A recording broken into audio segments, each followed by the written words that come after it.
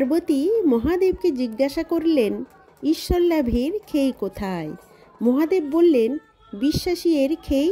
গুরুবাক্য অচল ও অটল বিশ্বাস ব্যতীত সচিদানন্দ লাভ করা যায় না।